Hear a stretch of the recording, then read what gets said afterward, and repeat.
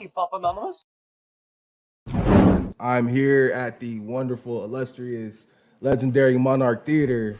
I'm here with the same, I would say, the same type of respect. Illustrious, legendary, mayor of, governor of, the one y'all motherfuckers hate. Keep up anonymous. I'm here at the wonderful, illustrious, legendary Monarch Theater. I'm here with the same, I would say, the same type of respect. Illustrious, legendary, mayor of, governor of, the one y'all motherfuckers hate. Keep up anonymous.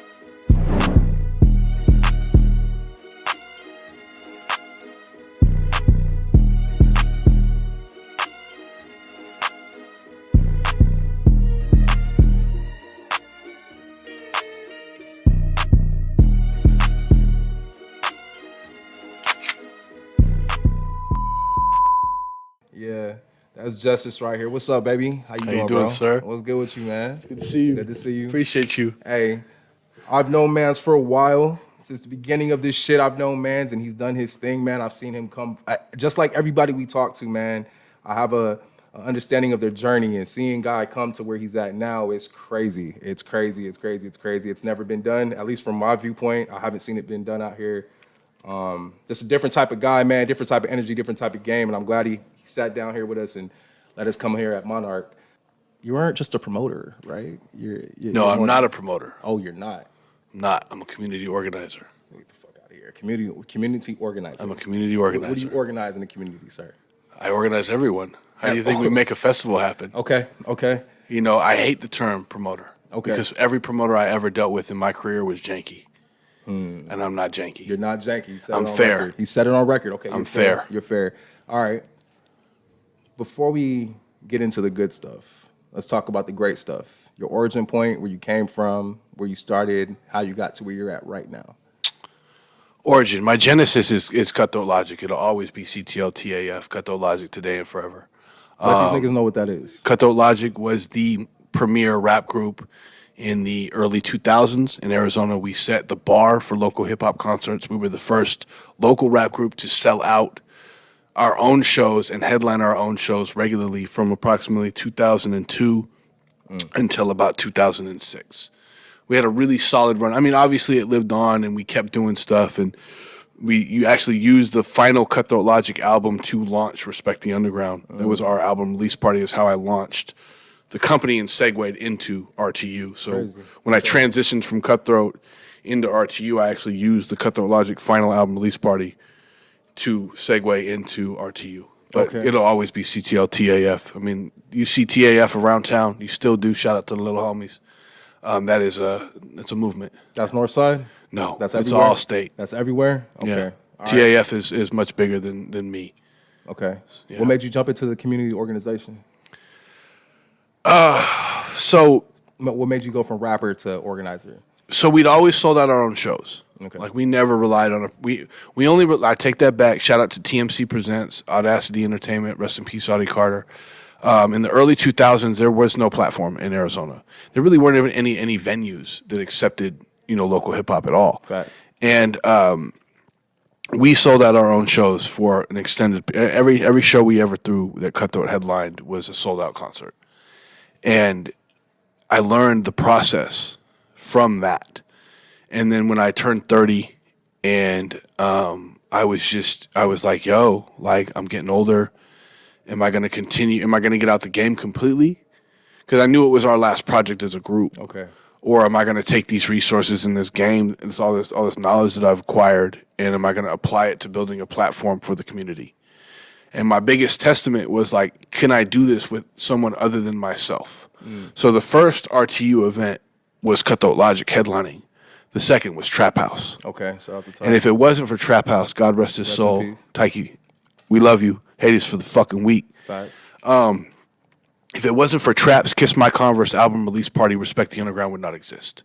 Because he came in 8 weeks after Cutthroat Logic's album release party and dropped Kiss My Converse, and he shit on us. We did like 600 people. Yeah. This man did 780, and we had a line around the block of people who couldn't get into Joe's Grotto. Wow. For Joe's Traps. Grotto, that's throwback. Yeah, Okay. for Traps album release. Okay. And it was so monumental and pivotal in the trajectory of the company because it showed us, oh my God, we can do this. We can copy paste the formula to anybody who's got a quality product. There's somebody in the community. They got hustle. Okay. And we can crack off this local market. We can crack off these local shows. So in year one, we cracked off like, I think 6 RTU events, and then we created what was called the Up Next Sundays, which was like a farm league for artists that we weren't really familiar with. Because what happened was we created a registration process, and we had like 50, 100 like dope acts. But Okay. if you break down 100 acts, that's really only like 8 concerts. Like, let's keep it real. If you Okay. put, X amount on each show, you put 8 on each show or 10 on each show, then you've already ran through everybody in like 8 or 9 shows, right? All right. But we had like 700 artists I'd never heard of. And at first I was like, man, how am I going to, like, what are we going to do? Because a lot of the music was questionable. It was like cringeworthy, Yeah. like we were cracking on it. Like, Yeah. wow, this is really bad. But then they were good people. They weren't like I can't, because my taste doesn't like what you make as art. Does that mean your art is trash? No, it means that your art needs more resources to develop. They didn't have access to studios. They didn't have access to producers. They didn't have access to a platform. They'd never been on stage. They'd never heard their song live. How do you know a song is whack in a live performance setting if you've never had a platform to perform it? Fair enough. You don't know what you don't know until you don't know it. So we created Up Next Sundays, and Up Next Sundays is the business model for what is now RTU. Okay. Because it became just give me $100 and keep 100% of whatever you sell. And like I would have cats come in and run up a bag. Like they come and dap me up like, yo, fam, I'm in a band tonight. Thank Yeah. you. And I'm like, you made a fucking $1,000? And they'd be like, yeah. And I'm like, that's fucking awesome. Good for you. High five. Let me buy you a beer. Like, because anytime somebody benefits truly from the platform, like they utilize the promo, they utilize the platform, they make money, they network, they make new fans. That shit that makes me like excited because I'm like, finally, somebody that gets it. Okay. Because not everybody gets it. That's true. The question it proposes to me, and I guess it's expanding upon the original, what got you here. What was it that made you say, this is our last album? Like, because you're telling me every show y'all selling out, right? Every show y'all selling out, you doing your thing. So what was it that made you go like, this is the last album, it's the last show we gonna do? Why didn't y'all catapult from there? So it was just clear to me that my brother Deontay Perry, he was like my best friend since we were little kids, right? He had come to the end of his road as an artist because we invested a tremendous amount in our last album, and we sold the licensing agreement to MTV for like a movie and TV show thing. Okay. And it wound up getting placed on a video game called Battlefield Hardline. So we got actually 2 singles that went 6 times platinum. Fire. But like the money that we saw from that was like minuscule in comparison, right? And we had come to like, we knew that the creatively, he wanted to focus on his family. He was going into real estate. Like Okay. we both been in the corner touching 30. Okay. And he just didn't want to rap anymore. You could see he had lost his. That It was vigor. over for him. Yeah. Probably well before that. But he just kept thugging with me because he loves to make music, and he hadn't finally come to the. It was just time for him to go on to a new chapter. Okay.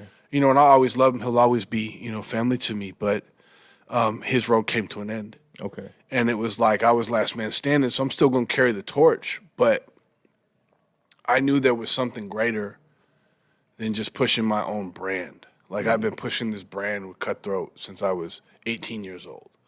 So you're looking at like 12 years. 14 because we launched the company in 2012. First event was 2013. So you're talking, a solid 15-year run of us making music and putting out projects and touring and doing some really cool shit. So like, I wasn't ready to walk away. Plus, Okay. I don't want to work a job. Like, I've been in the streets, I've been in cannabis forever. Like, Working sucks. It does. yeah. Like 9 to 5. I'm a terrible employee. Yeah. I'm a great business partner. like But that. if you are my boss, I'm going to milk this clock and like finesse the system any way I can. And something that I'm passionate about, I'm gonna work 15-hour days and not blink. Yeah. So like, I just wasn't ready to walk away from Arizona hip hop because while we were pushing this album, I had started hosting concerts. Okay. And I was hosting across the country because every time I would host a show for Sean Healy or Universal Music or insert promoter in the Valley here, because I would promote it, they would pay me to show up. They'd give me like $250, right? Well, I'd take that $250 and I would go press 500 EPs of the Cut the Logic album. I would go pull up on Bobby Fresh, my sponsor at the time, the clothing line I was working with, and I'd get a stack of T-shirts this tall, and I'd go host these shows and just give away T-shirts and CDs. Mad merch. Okay. Because that was how I realized that I couldn't perform every week in the Valley to promote this album, but I could host every single week and create a new fans, new market, right? Yeah.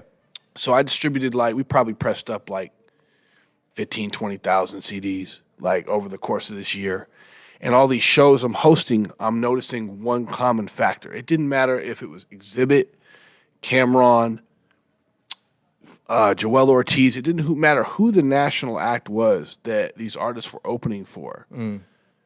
30, 40 people would come see this opening act. They'd be in the front row. They'd throw their hands up. They'd pay $40 for a ticket, right? And as soon as that local act was off stage, 80 to 90% of those people would leave. They wouldn't stay for the headliner. Wow. Okay. They're not going to stay for Exhibit. They're not staying for Cameron. In fact, they don't give a fuck. They came to see their people. And this was the same in LA. Okay. It was the same in San Diego. It was the same in any city that I went to hosting. I would see the same thing. Like, yo, there's more local rappers in these cities and people who want to support them. They're paying $40 to see a national act that they're not sticking around for.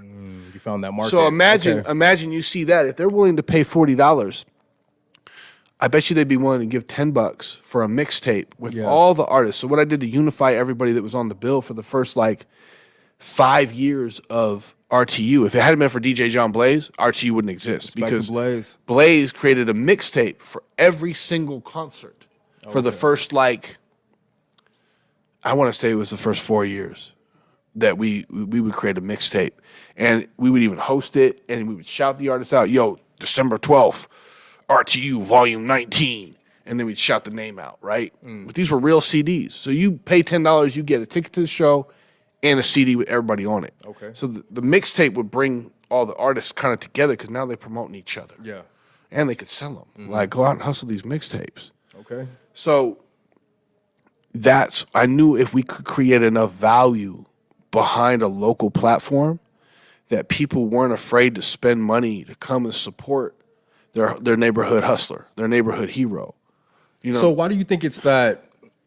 And it's this. What's dope about this is that a lot of people don't know they think they know, but they never really hear it from you, like what you had to do to get to where you're at. Because I know, I've heard a story that you had to clean Joe's Grotto's bathrooms to make shit happen so you can Yes. I clean this room every single Arizona Hip Hop Festival. I mop this floor. I clean behind this bar. I move shit around.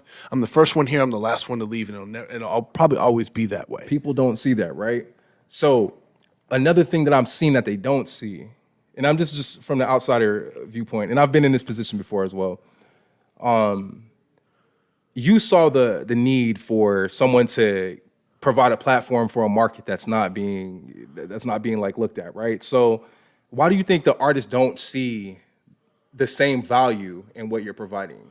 And I'm not going to say all artists. But there is quite a bit that don't see the. You're always going to have the acts that have delusions of grandeur and don't understand the work that goes into building any business's brand. The stage will humble you. The filet mignons of the world that like to run their mouths, but have fuck is never filet mignon? exactly my point. Oh, okay. So Yeah, like all I'll never mention a bitch by name. I'm always gonna give him a whole ass okay, I got a nickname. crazy story, but go ahead. Yeah. Go Anyways, ahead. we'll Go get ahead. it. Yeah. And he got a pass. He almost got slept, but I ain't no bully, and I didn't realize he was only 4 feet tall until I met him in person. So wow. God bless him. Wish him the best. Yikes. Anyways, people don't. The internet is cancer. Facts. As much as it is the information highway, as much as it is God's gift to humanity to build businesses from the comfort of your own home, and all you gotta do is show up and create dope content, it is also a cancer to artists who don't understand the punk rock, hip hop, grassroots tactic work ethic of shaking hands and kissing babies and building a network and being personable and not being a dickhead. Like nobody owes you anything. Nobody fucking knows you to begin Yeah, with. nobody owes you anything. Nobody knows you. You make dope art. That's rad. So did Picasso. You know what I'm saying? But nobody cared until he died. So let's like really put this in perspective. Are you willing to go out there and meet people and attend other people's events and shake hands and network and say, hey man, check out my shit?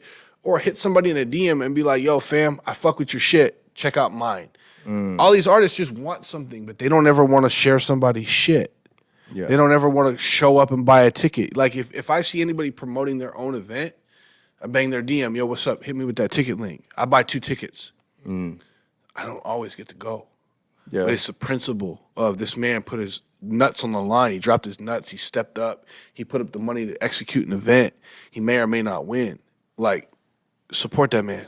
Yeah. Like, there's a lot of community orientated like things that people just can't. They don't have the bandwidth to grasp. I can't be mad at them. You know, they're special. It's okay. Keyword, you said community, and I've been stewing on this, thinking about it when you said it, that you're a community organizer, right? And I know there's gonna be some people that are gonna take offense just because they're looking for that energy, right? So what do you say to the artist that's like, who's this white guy to say he's organizing my community? Because you have the people that says hip hop is just black, right? Correct, it is black so, culture. Okay, so when you say acknowledgement, I like that. So when you see people say, hey, this dude's a culture vulture, bro. Like, yes, he provides a platform, but the platform wouldn't exist if it wasn't for us. Was Leor Cohen a culture vulture? I would say yeah. Yeah. I would say yeah, but he's necessary.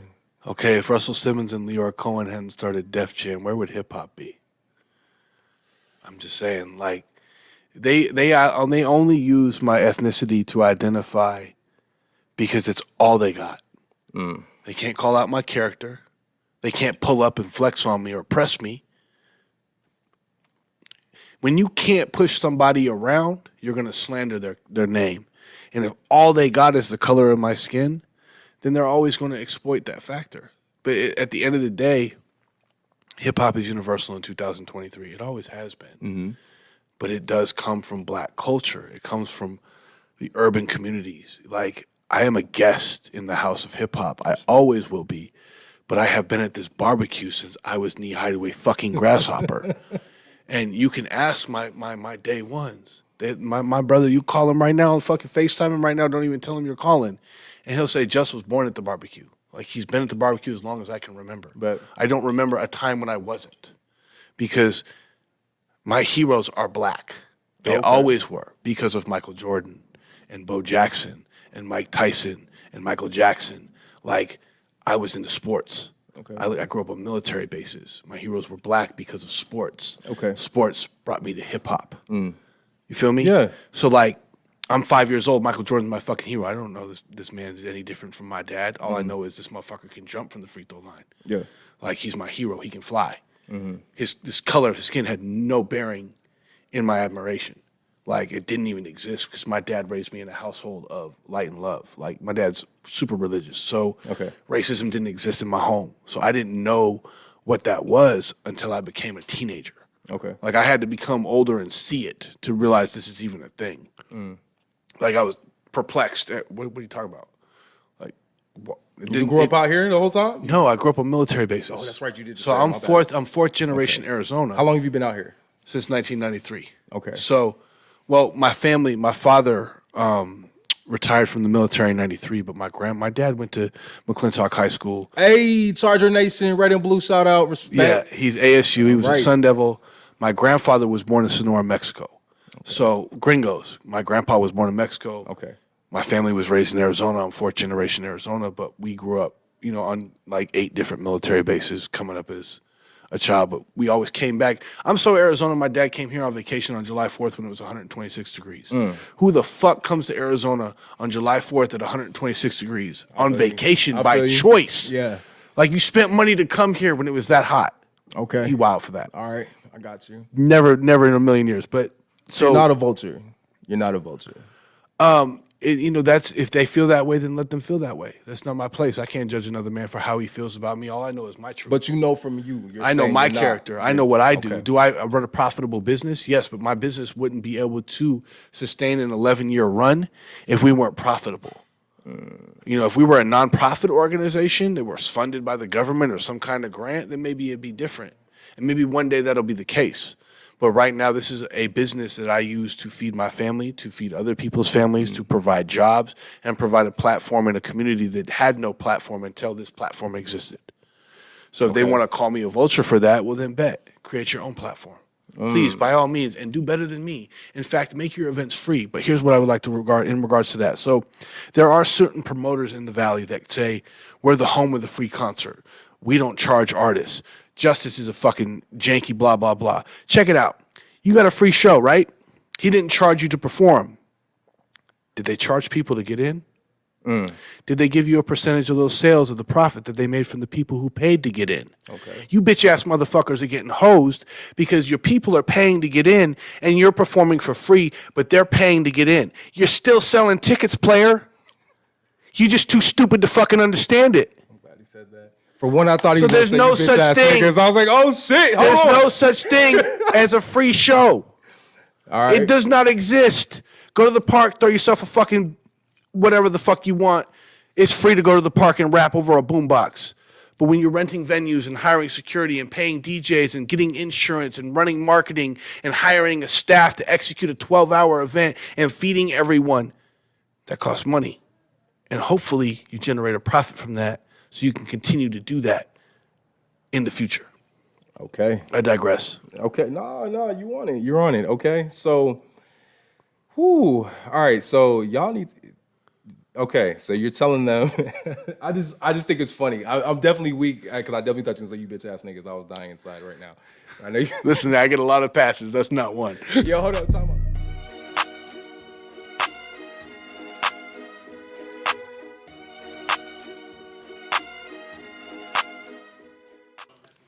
All right, I mean, yeah, that shit crazy. Like, you got y'all throw a free show and do all of that great stuff, but what are your artists retaining from that show? I understand that. I've done a few shows where maybe it's not packed. There's no such thing as a free show. I'm agreeing with you. There's no such thing as a free show. Doesn't Somebody's exist. getting paid. Somebody's paying for it or somebody's getting paid. Oh, both sides of the coin. So someone's paying and someone's getting paid. But the question is within that, where do the artists fit? Right? So in your situation, because I've paid rent off of fucking RTU shows. I don't give a shit what nobody has to say. I've said it multiple times and I'll say it again. I paid rent off this shit. And you know how much joy that brings me. Because you did like proof of concept. And you also took full advantage of all the resources. Like the resources that artists get now, they get an online flyer, they get physical tickets, $200 to start, and if you can get off more, man, I'll hand you a box. They get an unlimited guest list, which they can take donations digitally and run up and turn it at the door. Yeah, they had none of that. They get a live radio interview. On Icon, they come in, do an interview. They got backstage interviews before the show. Like, if an organizer or a promoter even, per se, and when I said promoters are janky, I have dealt with some really good people in the beginning phases of my career. TMC, Ty Michael Carter, that did me right. But they still made a bag off of what we brought to the table. Okay. So like when artists are upset because they pay to open up for said national artist, I never got charged, but I pulled up 100 deep and everybody bought a ticket. And if you can't do the basic math of tickets are $30 at the door, you pull up with 300 or 100 people. I just cashed out 3 bands for a slot. I've never charged anyone $3,000 for a slot. In fact, I'll bring out Boosie and you get a slot for $500, and I'll give you $2,000 worth of tickets. Because do you say it's pay to, because when I was younger I used to think it was pay to play, but it's not. No, it's not pay to play. It's pull your weight. It's eat what you kill. Make sure you clean your plate. Because Ticketmaster is buying tickets from Correct. the venue to sell. Live Nation is buying tickets to sell. I mean, or buying an agreement to sell tickets on behalf. You have but to. the artists still have to sell tickets no matter what stage they're at. So Polestar is a national website. Okay. If you're a national act, your Polestar rating or value is 50% of your general gross, right? So if Madonna grosses $1 million every time she plays a concert, her booking fee is $500,000. Wow. Okay. Because your booking fee is typically 50% to what you gross on average. Wow. Okay. So me being Cutthroat Logic, we would gross an average of 500 people at $20 a ticket. We'd make $10,000. If you want to book me in Phoenix, I'm $2,500. Okay. To show up and rap. That's 25% to my average gross because I knew that I wasn't going to give them the full court press. Okay. Right? Okay. I was going to give them whatever, and that's a fair rate. We got it. Did we get it very often? No, but I'll book my own show. If you can make $2,000 on your own show, you don't need us. You don't need RTU. You need to call a venue, rent that bitch, and throw it yourself. Right. Call AZ Way Too Active. Cost your back. You keep 100%. Holla at De La Preme. Skirt. Feel me? What's that skirt? Stop playing. Go rent a venue. Yeah. It's okay. Yeah. You don't have to rely on RTU, but RTU is going to take all the liability. We're going to handle all the light work. We're going to cover everything you need, and all you got to do is promote and show up and rap. Stop playing with me. Nobody ever did that for me. You got that from Ashley? That Stop Playing With Me? I might have. We definitely talk a lot. So, but who knows? I Yeah, love I'll that. fuck with Shout you, out bro. to DJ Aw. Shout out to Aw, man. That's my little sister. Whatever.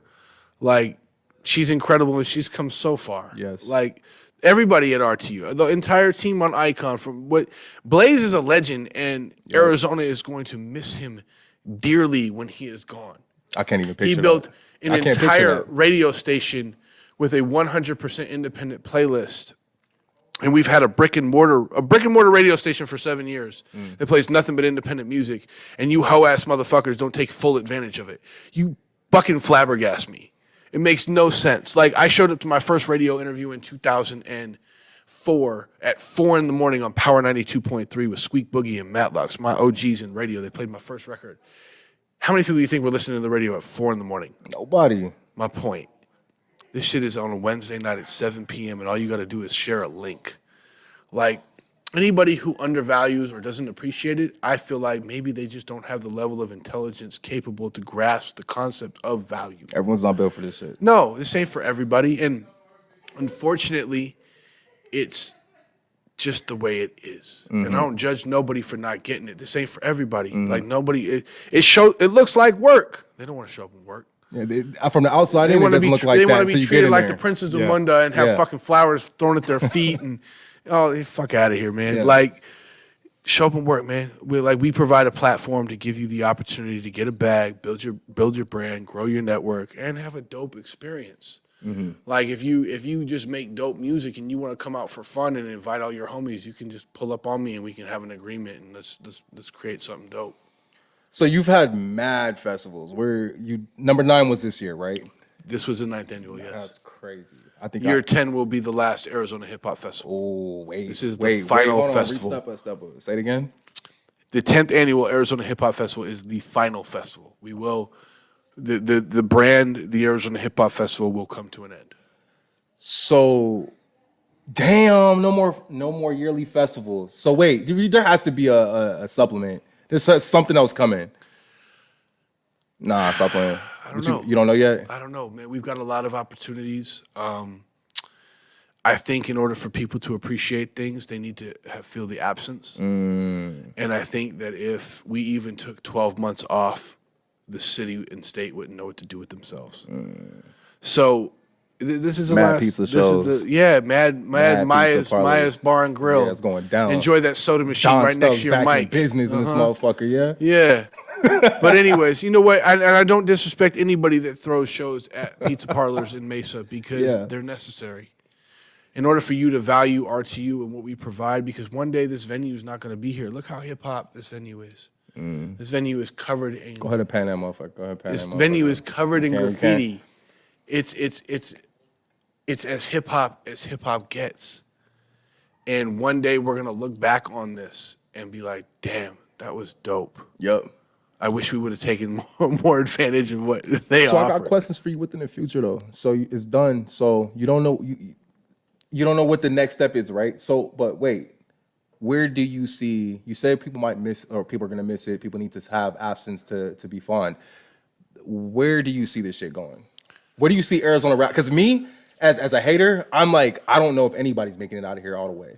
And I've been doing it for a minute. I don't know. I mean, you've had a lot of But success all the way. I'm talking like Yeah. Zach made millions. Futuristic okay, made millions. that's the bar. But I'm saying past that. Up So there. I pray every day for a top 100 record, a top 10 Billboard platinum record, because the day that we get our Nelly It's over. record, Yeah. the way that he put St. Louis on, I use him as an example because nobody gave a fuck about St. Louis until Nelly. Never thought about that, yeah. So like, and I'm not a Nelly fan, keep it real. But Nelly's a diamond rap artist that came out of St. Louis, and the city ain't never been the same. Yo, he headlined a Fair and Chandler last year, or maybe the year before that. I went, knew one song. I'm telling you, the entire crowd, all white people, knew every all song. the B-sides, every single lyric. So that's what happens when you go diamond. White people buy your music. And I can say that endearingly. You heard it from the source. Yeah. So I'm dead. we need a platinum record. We need somebody to create a platinum. And Blaze is pushing the envelope, man. Like Antonio, Southwest Alliance DJs will be out in Denver next week for the music conference that they're throwing, and we'll be speaking about the Arizona Hip Hop Festival. What do I see in the future? What I would like is I would like to take this circus on the road. I would like to take the Arizona Hip Hop Festival format to Denver, to Salt Lake, to San Diego. And we do have some irons in the fire. You know, is it the last festival? Yes, it's the last festival in Phoenix. It's the last Arizona Hip Hop Festival. But, you know, God knows what's next. I don't know what's next. I gave it to God. You know, like, my heart's in a different place now. You know, shout out to Impact. Like, we're consciously in a different place. So where we're gonna go with this is just put it in God's hands. Wherever God guides me is where I'm gonna go. It's a good thing to do. Where do you what is your, how about this? What, out of all the hip hop festivals, what was your favorite? You gonna say the first one? No, Okay. the first one was a nightmare. But the first one made it possible. I don't have a favorite. Like, Really? we talk about this, and because every year was monumental in some accord, right? So year one, we popped our cherry, and we proved to the world it was possible. In year two, we brought out No Limit. Stop playing. Like, Master P, No Limit, walked through the festival.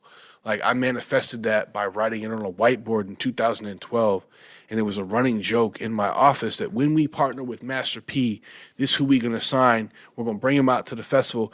Blaze thought it was a joke. Bag of Tricks, everybody, when we partner with Master P, and I'm like, yeah, because I used to say it as if it was already so.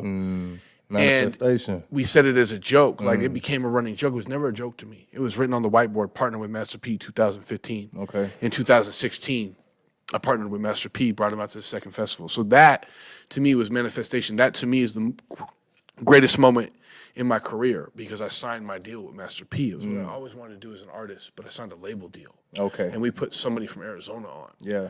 Who they are now, nobody knows. Nobody really cares. Life's a bitch. But then you have year three with Hip Hop Day with Mayor Stanton, which is like, are you kidding me? We're Yeah. in City Hall. We got year three. Like, this is crazy. This really happened. Like, we have a state-recognized holiday that is now acknowledged every year in City Hall. That's crazy. Yeah. Man, I cried. Like, I dead ass cried tears of joy when we fucking did that. That was amazing.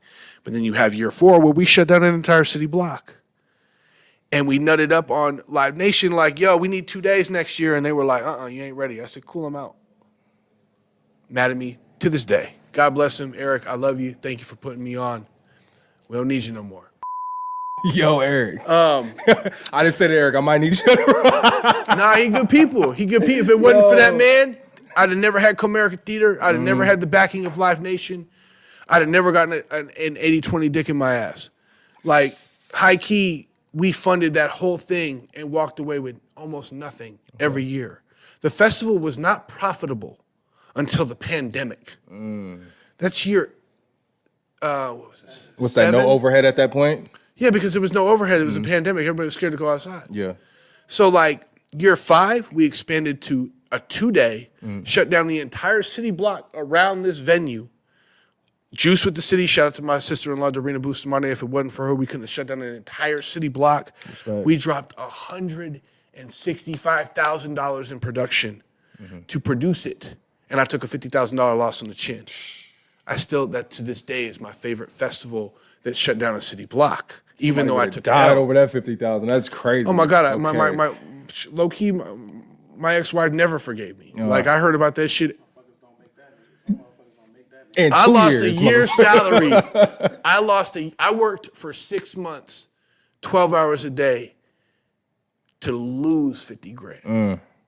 And I took it like a champ, and people called me a millionaire after that festival. They slandered the fuck out of me after that festival. And was that the one where you debt. niggas was throwing money? Or was that 2 years ago? No, I threw money in May. That was this year? That was last year? That was May of last year.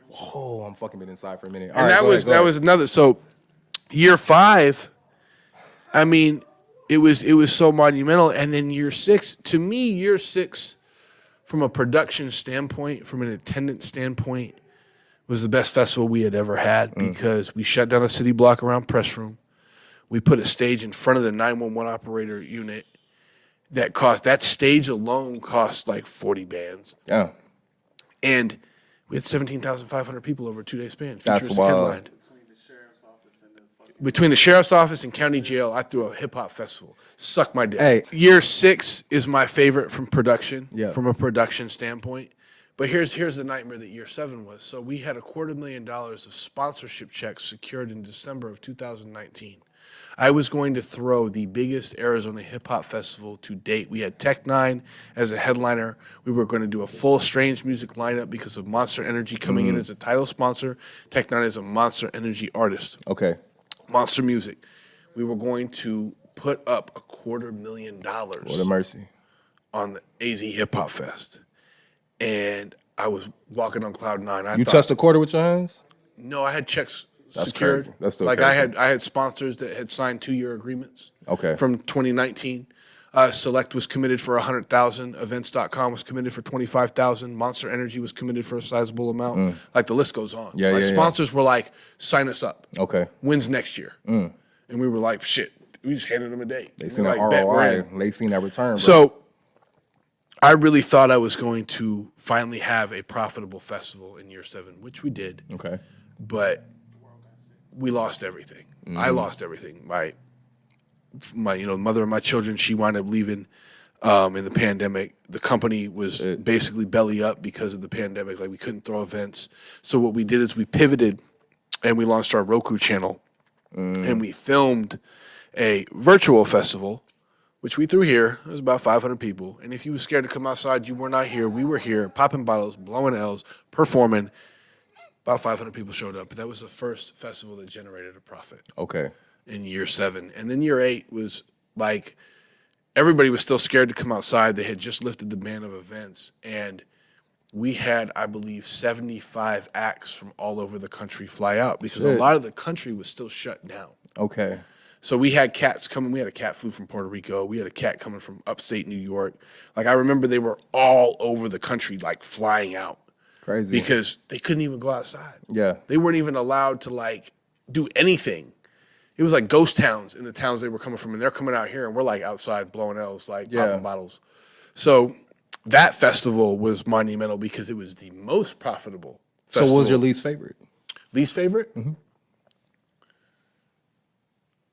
You gonna say the first? No, I don't have one because You don't got a least or a favorite? You neither? I don't have a least favorite. What about this year with Death Row? Death Row? Yeah, it was incredible. Yeah. Game changer. Like Def Jam came out, Shade 45 came out, Death Row came out. All positives. Like we brought out labels, we brought out influencers, we brought out.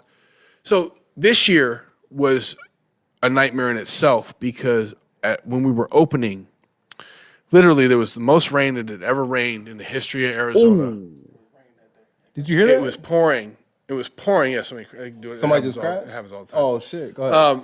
It's pouring, and there's a fucking parade literally walking around this venue. So you can't pull in to set up. Okay. Because I have a parade around my festival, and there are police barricades. Aye. Okay. So that was a nightmare. But and the rooftop stage at Bar Smith flooded. Obviously, that sucked. Yeah. And was extremely unfortunate. But the show must go on, and that is the motto. We live by it. I will never collapse under the weight of my own ambition. And we're going to continue to do dope shit as long as it is what God wants. And when God is like, yo, this is over, it's over. Yeah. And I'm not arguing. Yeah. But, yeah, I don't have a least favorite. I mean, the first one was a logistical nightmare. That was such a hard learning lesson. And so many people were angry with me because I just didn't know how to manage 3 stages and 110 acts. Time-wise, I didn't know how to time. I didn't know we needed a stage manager. The first festival created the position of a stage manager. Yeah. And if you run a concert of That's the any worst size, fucking position at any show. being a stage manager sucks. Yeah. But if you're good at it, you can make it fun, and it's not as miserable as it. But no, it's fucking miserable. But it's necessary in order for an event to run smoothly. So God bless to my stage managers. I don't know what I'd do without. I know what I'd do without you. I'd shoot myself. Unfazed. God loving and unfazed. I like that shit. So what I really wanted people to get a different, and honestly, I'm not gonna even front. The image of you is aligned with how you present yourself. And I know people are like, well, isn't that the image? But it's not. Okay, you can present yourself a certain way and people like take it a different way. Your image and your presentation are aligned. Okay, and that's something I've never spoken to you, like I said earlier before off camera, I've never spoken to you like as man and man. We spoke as fucking, what do you call it, community organizer and rapper. So Artist, you're an artist. we're getting there. Yeah, thank you. Dude, thank you make art. Respect. You heard from the guy. You heard Bars. that. From the guy, you heard that. He doesn't suck. From the guy, you heard that. All right, so respect, bro. Respect. I fucking appreciate you. I really thought I was trying to see if you're gonna hate on one of your festivals. You don't even hate on the shit you do. Why? Because I'm blessed every time I do it. Like every single festival, I choke back tears of joy because once again we did it.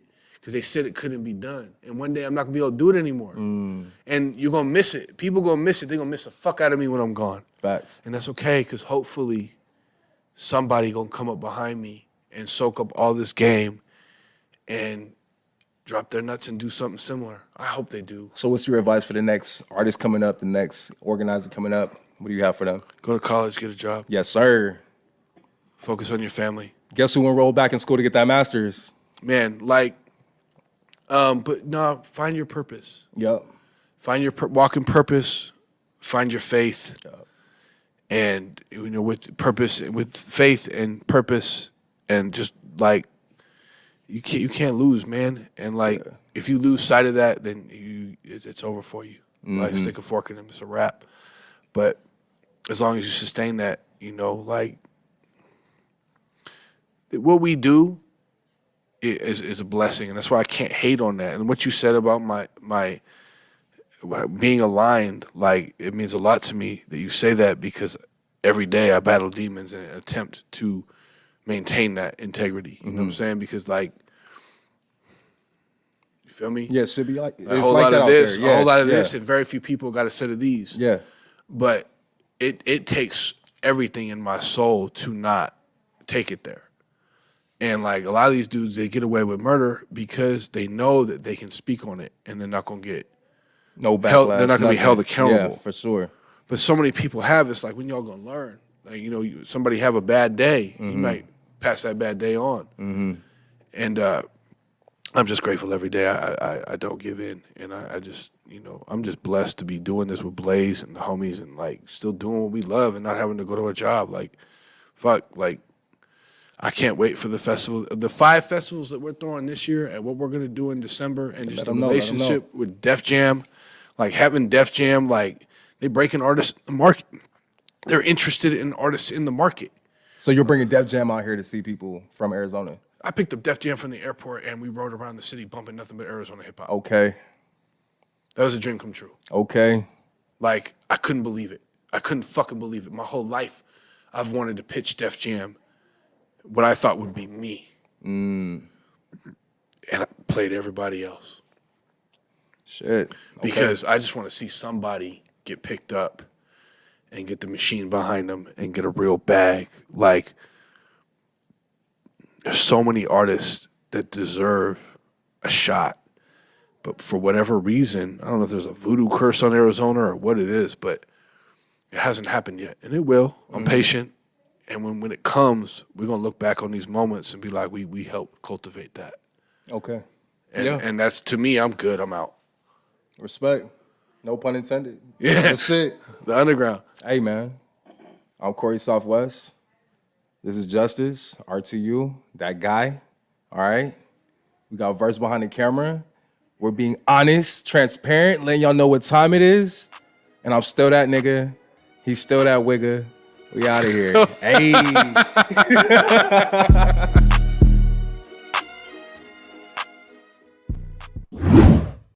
Keith Papa Mamas?